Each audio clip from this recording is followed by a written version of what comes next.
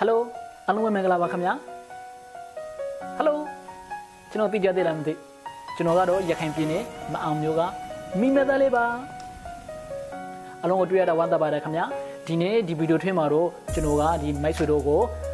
အင်္ဂလိပ်စကားပြောမြန်မြန်ပြောတတ်အောင်ဘယ်လိုလေ့လာရမလဲဆိုတဲ့အချက်၃ချက်ကိုကျွန်တော်ပြောတော့မှာပဲဖြစ်ပါတယ်ခင်ဗျာဟုတ်ကဲ့ပါအကြောင်းကလည်းမစခင်မှာတဲ့ဟာကျွန်တော်ရဲ့ channel လေးကို subscribe မလုပ်သေးဘူးဆိုလို့ရှိရင်အောက်ကအနီရောင်ခလုံးလေးကိုနှိုက်ပြီးတော့ subscribe လုပ်ပေးထားပါနော်ပြီးတော့ကျွန်တော်ရဲ့ဗီဒီယိုတွေတဲ့တိုင်းသိရှိအောင်လို့လေဘေးနာကခေါင်းလောင်းလေးကိုနှိုက်ပေးခဲ့ပါဦးနော်နှိုက်ပြီလား Okay ကျေးဇူးများတင်ပါတယ်ဒါဆိုရင်ကျွန်တော်တို့အကြောင်းအလေးကိုစလိုက်ရအောင်အင်္ဂလိပ်စကားပြောမြန်မြန်ပြောတတ်ဖို့အတွက်ကျွန်တော်တို့ဘယ်လိုလေ့လာရမလဲဆိုတဲ့အချက်၃ချက်ကိုစလိုက်ရအောင်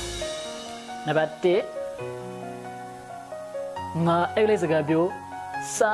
တဲ့လေ့လာယူတော့မယ်ဆိုပြီးတော့ဆုံးဖြတ်ချက်ခံခံမှာရှာပါရှာရတဲ့ဆုံးဖြတ်ချက်ကိုလေတာရှည်ခံရအောင်ထားပါကိုယ့်ရဲ့ဆုံးဖြတ်ချက်ကို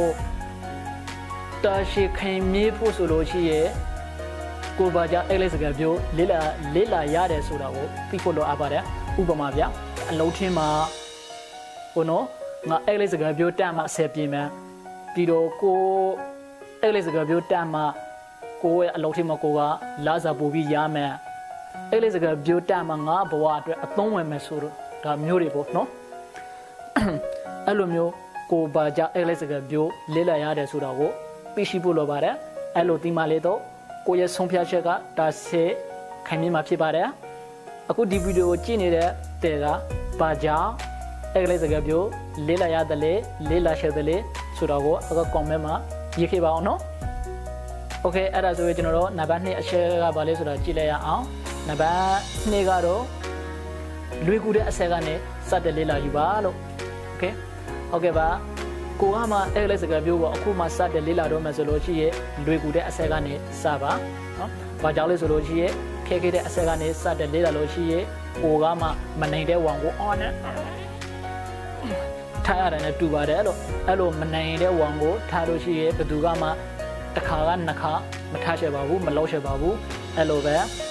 ကိုကမှခဲခဲတဲ့စာတွေကိုစတဲ့လေ့လာမယ်ဆိုလို့ရှိရင်အဲ့ဒီစာကိုတစ်ခါကနှစ်ခါသုံးခါကြည့်ချင်မှာမဟုတ်ပါဘူးလို့နော်အဲ့ဒါကြောင့်အင်္ဂလိပ်စကားပြောစတဲ့လေ့လာတော့မယ်ဆိုလို့ရှိရင်လွေကူတဲ့အဆက်ကနေလေ့လာယူပါအဲ့လိုလွေကူတဲ့အဆက်ကနေလေ့လာရင်းနဲ့ပဲကိုကမှအဲ့ဒီအင်္ဂလိပ်စကားပြောကိုပို့ပြီးစိတ်ဝင်စားမှာပါလို့အခုကြည့်တဲ့လူကကိုဒီအဆက်ကနေလေ့လာနေပါလေခင်ဗျာကျွန်တော်ကအောက်ကွန်မန့်မှာရေးပေးခဲ့ပါအောင်နော်โอเคအဲ့ဒါဆိုကျွန်တော်နံပါတ်3ကိုထားသွားရအောင်ဒီနံပါတ်3ကတော့တော်တော်လေးကိုအရေးကြီးပါတယ်မဖြစ်မနေကိုလုံးတဲ့ပါတယ်အဲ့ဒါကဘာလဲဆိုလို့ရှိတော့အလေးအထားတစ်ခုလောက်ပါအလေးအထားတစ်ခုလောက်ပါနေ့စဉ်နေ့တိုင်းမှာကျွန်တော်တို့တွေ9မိနစ်ပြည့်စေပေါ့နော်အနည်းဆုံး9မိနစ်ပြည့်စေအင်္ဂလိပ်စကားပြောလေ့ကျက်ပါအင်္ဂလိပ်စာနဲ့ပတ်သက်တဲ့အရာတွေကိုလေ့လာပါနေ့စဉ်နေ့တိုင်းကိုလေ့လာပါနေ့စဉ်နေ့တိုင်းလုံးရှယ်အဖြစ်ကျွန်တော်တို့တွေကအလေးအထားတစ်ခုဖြစ်လာပါတယ်အဲ့ဒီလိုအလေးအထားဖြစ်လာတဲ့အချိန်မှာကိုကမှအင်္ဂလိပ်စကားပြောကိုပို့ပြီးတော့စိတ်ဝင်စားလာပါတယ်ကိုလုံးနေတဲ့အလုပ်ပေါ်မှာပို့ပြီးတော့လုံးရတဲ့စိတ်တွေမွေးဖွားလာပါတယ်ဒါကြောင့်မို့ဒီနံပါတ်3အချက်ကိုမဖြစ်မနေလုပ်တတ်ပါတယ်လို့ကျွန်တော်ပြောချင်ပါတယ်ခင်ဗျာကျွန်တော်အစိုးပိုင်းကပြောခဲ့တာတွေကတော့ကျွန်တော်တို့ဒီအင်္ဂလိပ်စကားပြောကိုမြန်မြန်ဆက်ဆက်ပြောတတ်အောင်ဘယ်လိုလေ့လာရမလဲဆိုတဲ့အချက်3ချက်ပဲဖြစ်ပါတယ်အခုလောက်ဆိုလို့ရှိရဲ့ဒီဗီဒီယိုကိုကြည့်နေတဲ့တဲ့တော့ဘုံနော်အင်္ဂလိပ်စကားပြောကိုဘယ်လိုလေ့လာရမလဲဆိုတာကိုသိရှိနားလည်လောက်ပြီးလို့ကျွန်တော်ယူဆပါတယ်နောက်ထပ်မှာလည်းဒီအင်္ဂလိပ်စကားပြောနဲ့ပတ်သက်တဲ့ဗီဒီယိုလေးတွေအင်္ဂလိပ်စကားပြောပေးထားတဲ့ဗီဒီယိုလေးတွေကိုကျွန်တော်တင်ပေးသွားမှာမို့လို့ကျွန်တော်ရဲ့မြေဆိုးမိမသားလေး channel ကို subscribe လုပ်ထားဖို့မမေ့နဲ့အောင်နော်ပြီးတော့ကျွန်တော်ရဲ့ဗီဒီယိုလေးတွေတဲ့တိုင်း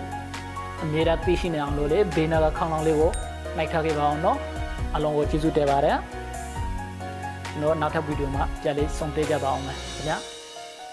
bye bye